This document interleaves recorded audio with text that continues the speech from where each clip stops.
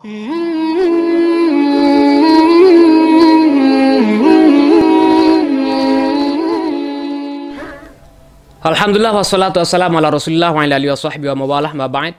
Pada kesempatan yang sebelumnya kita sudah membahas tentang cacat-cacat yang menyebabkan binatang ternak tidak boleh menjadi binatang kurban.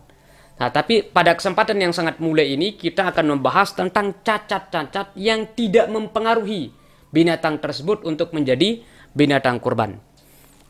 Sama seperti pembahasan sebelumnya, kita akan baca kitab Al-Mawsu'ah Al-Fiqhiyah untuk menjelaskan tentang binatang-binatang yang cacat tapi boleh dijadikan sebagai kurban. Yang pertama adalah binatang yang cacat tapi boleh dijadikan kurban, namanya al-jama'. Al-jama' itu adalah binatang yang tidak punya tanduk sama sekali, atau tanduknya pecah, atau tanduknya satu. Itu termasuk binatang yang boleh dijadikan kurban. Kemudian yang berikutnya adalah al-haula, yaitu binatang yang juling.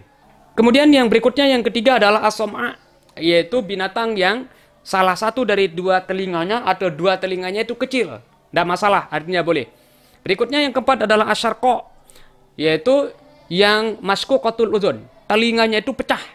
Kemudian yang berikutnya, yang kelima adalah al-kharqa, yaitu maskubatul uzun, yaitu telinganya itu bolong.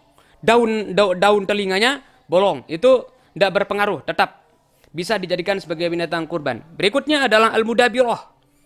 Mudabirah itu adalah allati quti'a min muakhkhari uzuniha syai'un walam yampasil, yaitu ada sedikit ekornya yang terputus tapi tidak sampai terpisah. Artinya mungkin luka sedikit atau terputus tapi tidak sampai terpisah dengan ekornya. Itu masih bisa dijadikan sebagai binatang kurban. Bal taroka mu'allaqon, masih artinya nempel, bergantung. Kemudian yang berikutnya adalah al-hatma. Al-hatma itu adalah allati la asnan laha, yaitu binatang ternak yang tidak punya gigi. Itu masih boleh digunakan untuk binatang kurban. Berikutnya adalah as-saula, wahya al-majnunah, binatang yang gila. Masih boleh itu digunakan untuk kurban. Kemudian al-jarba as-saminah. Nah, berikutnya adalah al-jarba yang punya penyakit kulit tapi gemuk. Berarti kalau kurus sudah dijelaskan sebelumnya, berarti tidak boleh. Berikutnya adalah al-makwiyah, yang sudah disetrika, kena dan setrika atau ya ada tanda-tanda atau bagaimana dengan sudah disetrika, itu tidak boleh. Kemudian al-mausumah allati fi uzunasimah, yang memiliki tanda misalnya di telinganya, masih boleh.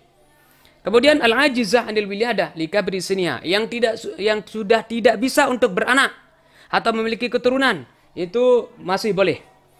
Kemudian berikutnya adalah al-khasi. Ini yang sudah, kalau di Lombok apa namanya, dibantot, artinya sudah biji felirnya sudah diambil supaya menjadi gemuk. Nah, itu boleh itu. Kemudian yang berikutnya adalah al-majbub, yaitu yang zakarnya terpotong. Itu juga memungkinkan atau dibolehkan untuk menjadi binatang kurban. Kemudian yang berikutnya adalah as-sa'ilah, allati tas'ulu, yaitu binatang ternak yang batuk-batuk.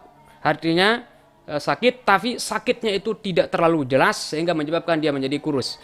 Itu masih dibolehkan untuk menjadi binatang kurban. Wallahu subhanahu wa ta'ala a'lamu bishawab.